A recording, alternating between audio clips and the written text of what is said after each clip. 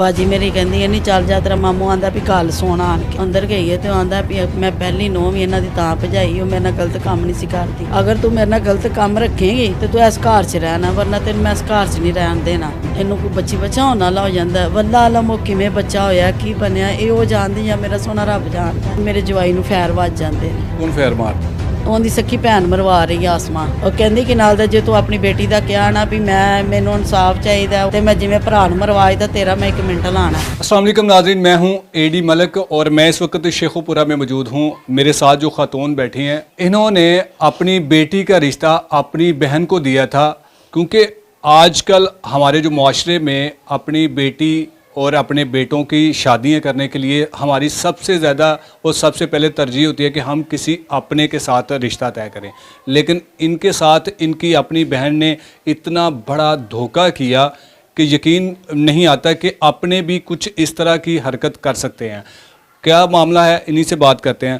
Aunty मुझे बताएं कि आपने अपनी बहन के बेटे को अपनी बेटी का रिश्ता दिया था, तो ये सारे मामला क्या हुए थे और किस तरह आपने ये शादी की थी? मेरी अस्सलाम वालेकुम मेरी ना बेटी जी आई मेरी वड्डी बाजी मेरे कोल कहते सन अपनी बेटी का रिश्ता दे। मैं कहा तेरा बेटा तो ब्याह है, कहती कि नाल दा कोई गल नहीं ब्याह है तो फिर क्यों नस गई होंगी किसी ना यराने लगे सन तो बच्चा पैदा करके हॉस्पिटल ही चली गई सी। मैं अपनी बेटी का रिश्ता दे दिता। 8 दिन बाद बरात लैके आ जाती है, उस तो बाद उन्होंने मारते कुटते ने घर घर। जब आपको पता था कि आपकी बहन ने अपने बेटे की ऑलरेडी पहले शादी की हुई है, उसका एक बेटा भी है, तो फिर आपको किसने कहा कि आप इनके साथ रिश्ता कर लें? इन्होंने कहा सी भी होंदियां किसी नाल गलत तलक ने उनकी बहू की? हाँ जी, लेकिन मैनू ऐसी भी चलो भैन तो नहीं मेरे नाल झूठ बोलती, ज़ाहिर मेरी वड्डी भैन मेरे नाल सच बोलती होएगी। मैं रिश्ता दे दिता है, मैं अल्लाह नू हाज़र नाज़र जान के ना को हक मैं लहाया कुछ भी, मैं रिश्ता दे दिता। 8 दिन बाद बरात लैके आ जाती घर।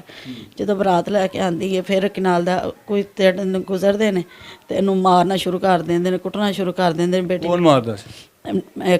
इन्दी ननान कदी लड़ाइयां पाती सी, कदी माँ पा देंदी सी, कदी मुंडे नूं भड़का देना ते कदी कुछ कर देना, इस तरह करना करते सन। मारन दी कोई वजह सी, कुछ मंगदे सी? नहीं काम नहीं करती तो उठ के तो इंज नहीं करती काम। कपड़े तो मेरी तीन के जिंदगी कुछ है मंगी नहीं सी है तो इनू इस तरह करना करते नहीं सन।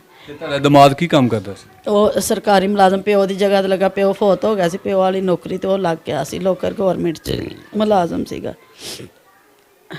ਤੇ ਇਹਨਾਂ ਨੇ ਜਦੋਂ ਘਰ ਆ ਜਾਂਦਾ ਕੁੜੀ ਮੇਰੇ ਘਰ ਕੁੱਟ ਕੇ ਘੱਲ ਦਿੰਦੇ ਨੇ, ਮਗਰ ਤਲਾਕਾਂ ਘਲਾ ਦਿੰਦੇ ਨੇ ਤਿੰਨੇ ਹੀ।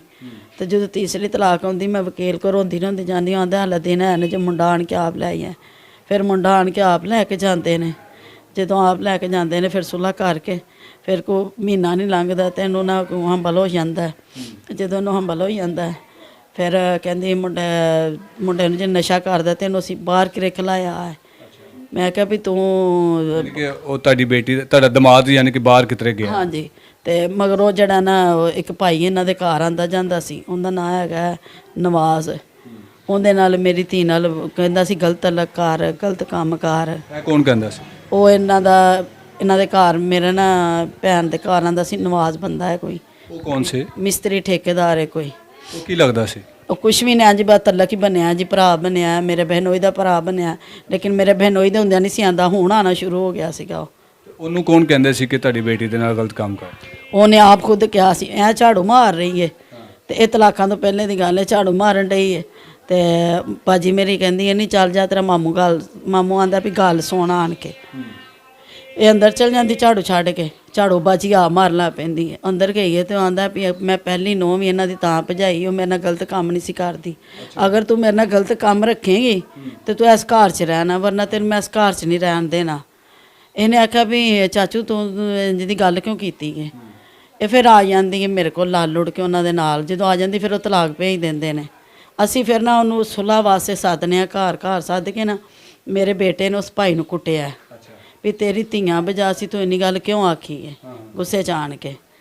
ਉਹ ਸੁਲ੍ਹਾ ਕਰਕੇ ਲੈ ਜਾਂਦੇ ਨੇ, ਜਿਵੇਂ ਵੀ ਲੈ ਕੇ ਜਾਂਦੇ ਨੇ ਚਲਾਕੀ 'ਚ।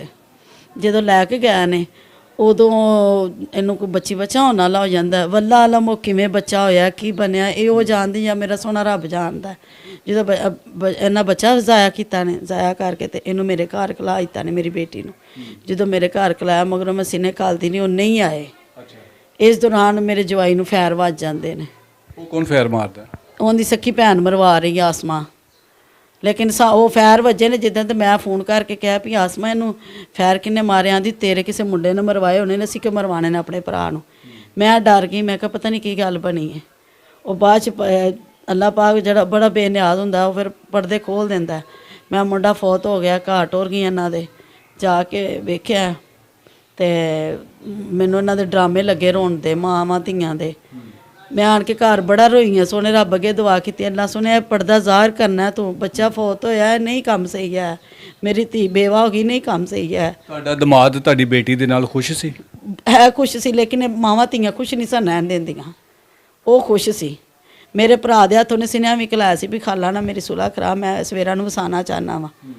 ਲੇਕਿਨ ਇਹਨਾਂ ਨੇ ਮਾਵਾਂ ਧੀਆਂ ਨੇ ਕਿਸੇ ਪਾਸੇ ਲੱਗਣ ਨਹੀਂ ਦਿੱਤਾ। ਇਹ ਸਾਰਾ ਪੋਲ ਉਦੋਂ ਖੁੱਲਿਆ ਜਦੋਂ ਮੁੰਡਾ ਕਤਲ ਹੋਇਆ।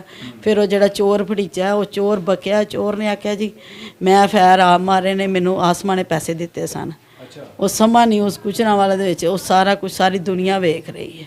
ਨਹੀਂ ਤੇ ਉਹਨੇ ਕਿਉਂ ਫੈਰ ਮਾਰੇ ਸੀ ਤੇ ਪੈਸੇ ਆਸਮਾ ਨੇ ਕਿਉਂ ਦਿੱਤੇ ਸੀ ਉਹਨੂੰ? ਉਹ ਮਾਰੇ, ਉਹਦਾ ਕਿਸੇ ਨਾਲ ਗਲਤ ਤਲਕ ਸੀ। ਆਸਮਾ ਦਾ? ਹਾਂਜੀ, ਆਸਮਾ ਦਾ।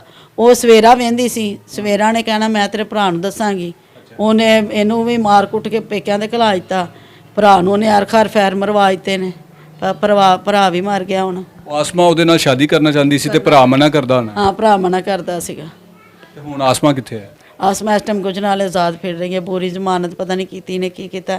ਮੈਂ ਤੇ ਜਿਉਂ ਮੇਰਾ ਜਵਾਈ ਫੌਤ ਹੋ ਗਿਆ, ਮੈਂ ਕਦੀ ਗੁਜਰਾਂਵਾਲੇ ਗਈ ਨਹੀਂ। ਮੇਰੇ ਹਾਲਾਤ ਦੂਸਰੀਆਂ ਭੈਣਾਂ ਵੀ ਉੱਥੇ ਰਹਿੰਦੀਆਂ ਨੇ, ਲੇਕਿਨ ਮੈਂ ਨਹੀਂ ਜਾਂਦੀ ਵੀ ਗੁਜਰਾਂਵਾਲੇ। ਮੇਰਾ ਨਹੀਂ ਦਿਲ ਕਰਦਾ ਕੁਛ, ਮੈਂ ਬਿਮਾਰ ਰਹਿੰਦੀ ਹਾਂ ਖੁਦ। ਤੁਹਾਨੂੰ ਉਹ ਕੀ ਕਹਿੰਦੀ ਹੈਗੀ ਹੈ? ਕੋਈ ਧਮਕੀਆਂ ਲਗਾਉਂਦੀ? ਧਮਕੀਆਂ ਲਾਉਂਦੀ ਹੈ, ਕਹਿੰਦੀ ਹੈ ਤੁਸੀਂ ਅਗਰ ਕਦਮ ਚੁੱਕਿਆ ਨਾ ਤੇ ਫਿਰ ਮੇਰੇ ਤੋਂ ਬੁਰਾ ਕੋਈ ਕਿਸ ਨਹੀਂ। ਕਿਸਮ ਦਾ ਕਦਮ ਤੁਸੀਂ ਚੁੱਕਣਾ ਚਾਹੁੰਦੇ? ਉਹ ਕਹਿੰਦੀ ਕਿ ਨਾਲ ਦਾ ਜੇ ਤੂੰ ਆਪਣੀ ਬੇਟੀ ਦਾ ਕਿਹਾ ਨਾ ਵੀ ਮੈਨੂੰ ਇਨਸਾਫ ਚਾਹੀਦਾ, ਉਹਨਾਂ ਪਰ ਕੋਈ ਗੱਲ ਹੀ ਇਨਸਾਫ ਮੰਗਣਾ ਚਾਹੀ, ਤੂੰ ਕੋਈ ਗੱਲ ਕੀਤੀ ਤੇ ਮੈਂ ਜਿਵੇਂ ਭਰਾ ਨੂੰ ਮਰਵਾਏ ਤਾਂ ਤੇਰਾ ਮੈਂ 1 ਮਿੰਟ ਲਾਣਾ। ਅੱਛਾ। ਹਾਂਜੀ। ਪੁਲਿਸ ਨੇ ਉਹਨੂੰ ਭਰਾ ਦੇ ਕਤਲ ਦੇ ਵਿੱਚ ਗ੍ਰਿਫਤਾਰ ਨਹੀਂ ਸੀ ਕੀਤਾ? ਨਹੀਂ, ਉਹਦੇ ਛੋਟੇ ਭਰਾ ਨੂੰ ਸਿਰਫ ਕੀਤਾ ਸੀ। ਉਹਨਾਂ ਪੈਸੇ ਦੇ ਕੇ ਆ ਬਾਹਰ ਹੀ ਰਹੀ ਜ਼ਮਾਨਤ ਤੇ। ਭੈਣ ਭਰਾਵਾਂ ਦੇ ਨਾਲ ਤੇ ਆਂਟੀ ਇੰਨਾ ਅੱਛਾ ਰਿਸ਼ਤਾ ਹੁੰਦਾ ਹੈ, ਔਰ ਐਡਾ ਪਾਕ ਰਿਸ਼ਤਾ ਹੈਗਾ, ਤੇ ਇਹਦੇ 'ਚ ਕਿਸ ਤਰ੍ਹਾਂ ਇੰਨੀਆਂ ਲੜਾਈਆਂ ਪਈਆਂ? ਦਿਲ ਰੋਂਦਾ ਹੈ ਵੀ ਇਸ ਤਰ੍ਹਾਂ ਉਹਨੇ ਕਿਉਂ ਕੀਤਾ ਹੈ, ਤੇ ਦੁੱਖ ਹੋਇਆ ਇਸ ਚੀਜ਼ ਦਾ। ਮਾਹ ਰਮਜ਼ਾਨ ਦਾ ਮਹੀਨਾ, ਮੇਰੇ ਦਿਲ ਵੀ ਇਸ ਗੱਲ ਦਾ ਹੱਲ ਵੀ ਰੋਂਦਾ ਹੈ ਕਿ ਨਹੀਂ ਕਿਉਂ ਇਹਨੇ ਆਪਣੇ ਭਰਾ ਨੂੰ ਮਰਵਾਇਆ ਹੈ। ਪਾਗਲ ਸੀ, ਨਸ਼ਈ ਸੀ, ਜੇਲੇ ਦੇ ਦਿੰਦੀ, ਹੋਰ ਕੋਈ ਕਰ ਲੈਂਦੀ, ਉਹਨੂੰ ਪਾਗਲਖਾਨੇ ਦੇ ਦਿੰਦੀ, ਲੇਕਿਨ ਮਰਵਾਉਂਦੀ ਤੇ ਨਾ। ਤੁਹਾਡੀ ਧੀ ਦੇ ਕੋਲੋਂ ਤੇ ਨਹੀਂ ਸੀ ਉਹਨਾਂ ਨੂੰ ਕੋਈ ਖਾਰ ਕਿ ਜੀ ਹੈ ਕਿਉਂ ਅਸੀਂ ਵਿਆਹ ਕੇ ਲੈਂਦੀ ਹੈ, ਭਰਾ ਦੀ ਕਿਸੇ ਹੋਰ ਜਗ੍ਹਾ ਤੇ ਸ਼ਾਦੀ ਕਰਨਾ ਚਾਹੁੰਦੇ ਸੀ? ਕਿਉਂਕਿ ਉਹਦੀ ਸੁਣਤੇ ਰਸੂਲ ਸੀ। ਇਹ ਵੀ ਇਹਨਾਂ ਭੈਣਾਂ ਨੇ ਕਹਿ ਕੇ ਉਹਦੀ ਦਾੜੀ ਲਵਾ ਦਿੱਤੀ। ਫਿਰ ਉਹਨੇ ਕਿਹਾ ਵੀ ਕਿ ਨਾਲ ਦਾ ਤੁਸੀਂ ਮੇਰੇ ਨਾਲ ਕਿਉਂ ਕਰਦੇ ਹੋ? ਉਹ ਕਿੰਨੀਆਂ ਭੈਣਾਂ ਹੈਗੀਆਂ ਸੀ ਤੁਹਾਡੀਆਂ ਜਿਹੜੀਆਂ ਭਾਂਜੀਆਂ ਹੈਗੀਆਂ? ਉਹ 3 ਭੈਣਾਂ ਨੇ ਤੇ 2 ਭਰਾ ਸਨ। ਉਹ ਵੀ ਤਿੰਨੇ ਇਸੇ ਤਰ੍ਹਾਂ ਦੀਆਂ ਹੈਗੀਆਂ? ਨਹੀਂ, ਉਹ ਦੂਜੀ ਇੱਕ ਵੱਡੀ ਜਿਹੜੀ ਹੈ ਉਹ ਵਿਆਹੀ ਹੈ। ਇਹ ਵੀ ਵਿਆਹੀ ਸੀ, ਉੱਡ ਜੋਗਣੀ। ਇਹ ਤੇ ਬੈਂਕ ਮੈਨੇਜਰ ਨਾਲ ਵਿਆਹੀ ਸੀਗੀ। ਤੇ ਇਹਨੂੰ ਪਤਾ ਨਹੀਂ ਕੀ ਖੁਦਾ ਦੀ ਮਾਰ ਵਗੀ ਹੈ ਤੇ ਇਹਨੇ ਇਸ ਪਾਸੇ ਟੁਰ ਪਈ ਹੈ, ਗਲਤ ਪਾਸੇ।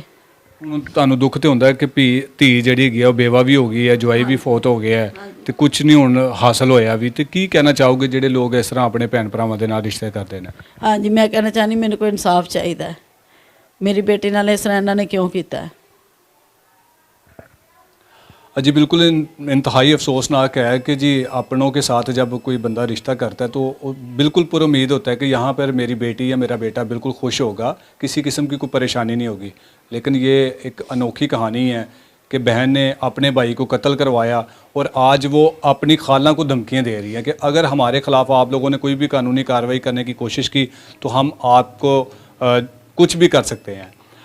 मैं अगली वीडियो में आप उस ख़ातून, उस लड़की का भी मैं आपके सामने इंटरव्यू लेके आ रहा हूँ कि जिसके साथ ये सारा कुछ हुआ और वो शख्स कौन था जो उसके साथ ज़्यादती करने की कोशिश की थी। अगली वीडियो में फिर मुलाकात होगी। अल्लाह।